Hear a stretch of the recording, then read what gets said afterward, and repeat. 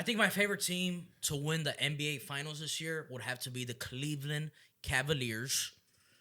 And as much as I would dream and hope for the Chicago Bulls to get there one day, I really, really think that the Cleveland Cavaliers got it in the bag this year. The Boston Celtics won last year, and what I see in the regular season, regular season, but what I see and what I seen is the Cavs played the Celtics and humiliated them. Okay? They played the Celtics and made the Celtics look like they're not what they're actually are type shit.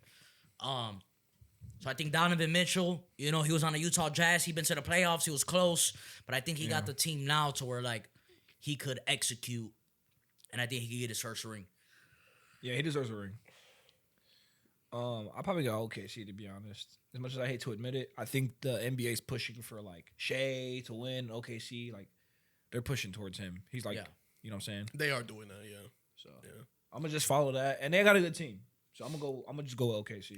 I think as far as like that too, like the whole Luka trade with him going to the Lakers and everything, like I wouldn't doubt it if like they set something up and it's LeBron's last year and they make him win the championship before he leaves. And Do you think that what's the guy's name? The commissioner? Adam Silver and like LeBron James, like, do you think they actually had a conversation like, look, this is my last year, like, make me go out on top? You think that's a realistic conversation they could have? I would not put it past Adam Silver. I wouldn't doubt it, but maybe not even directly. Like maybe LeBron like talked to a guy who talked to a guy, and then the guy was like, "Hey, like this is what LeBron said." No, 100%. However, which way? Yeah. But I'm just saying, do you think the strings can be pulled for that? Like, yeah, we're gonna. I wouldn't doubt it. Yeah, More, I think money, so. more views. I think so because they want to capitalize on LeBron James while they still got him. Yeah. And they don't want to let him go. And it's like with Kobe, I feel like they probably thought they didn't capitalize enough. On Kobe. Yeah. But now with LeBron, like you could tell a big difference from how the league was handling like Kobe in his last years versus like LeBron James. Yep. And if they do that, right? Let's say LeBron James wins, and he retires, Luka would have a ring, right? Yeah. And he'd be he'd be solidified with a ring.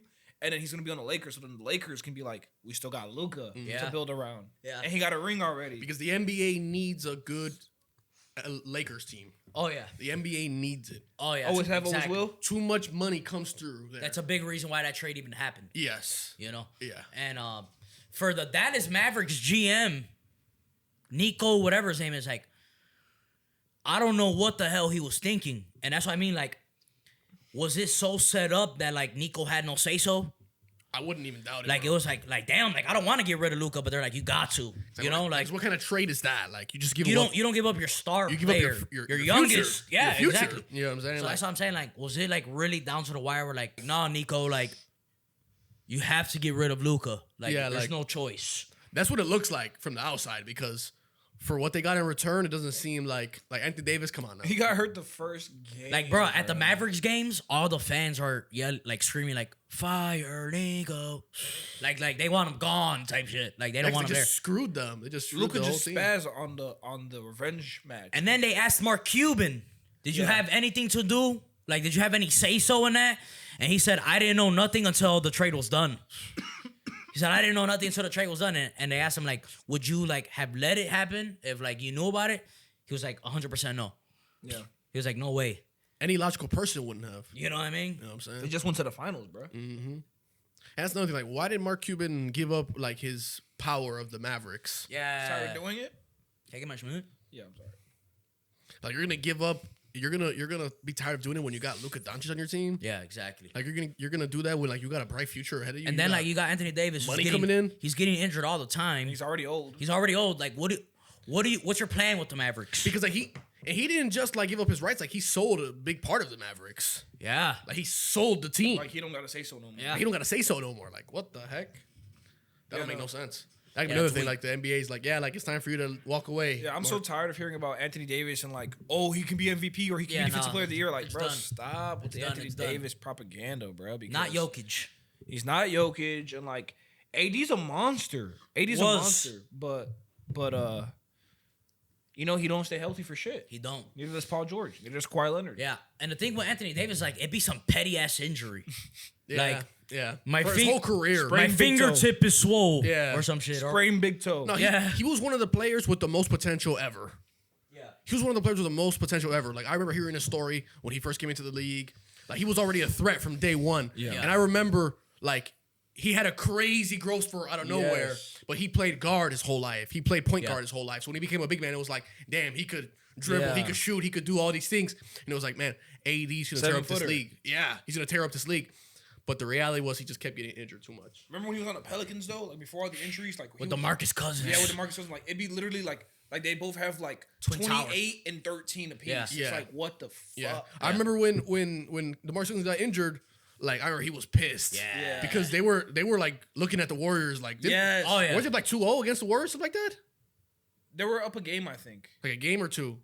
Because they had Rondo as the point guard, and Rondo could still dish like a motherfucker. Oh yeah, especially that time that was playoff Rondo. That was playoff Rondo. He could dish like a motherfucker. And the reason why the Pelicans could have beat the Warriors because the Warriors had a horrible front court. Horrible front court. My dark horse to like get deep into the NBA playoffs is the New York Knicks.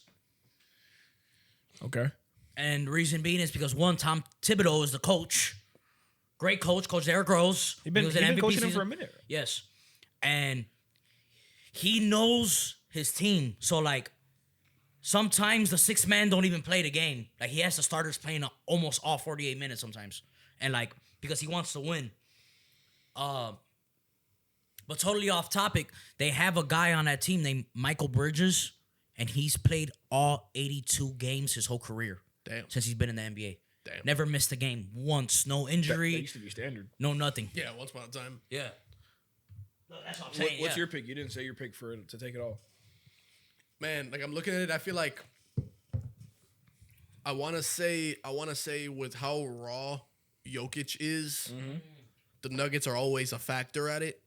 But looking at like from what it's looked like this year, I feel like I gotta agree with you with the OKC. The team looks really solid. Yeah. You know, the OKC looks very solid. They're the favorites to win it. I right? wouldn't be surprised if Jokic got it done. Yeah, I wouldn't be And surprised. I'd either. actually prefer Jokic to get it done. But I just me too. I just think OKC is their year, you know? It looks like it because it's like years in making for them. Yeah. They've been everyone's been talking about for like the last 5 years. They got a good core. Shay's a leader, and Shay just keeps I think getting buckets. Year after year, he's Yeah. averaging high numbers. I wouldn't doubt they could do it, but I feel like them getting rid of their coach is kind of gonna affect them a little bit. No, in the 100%. playoffs.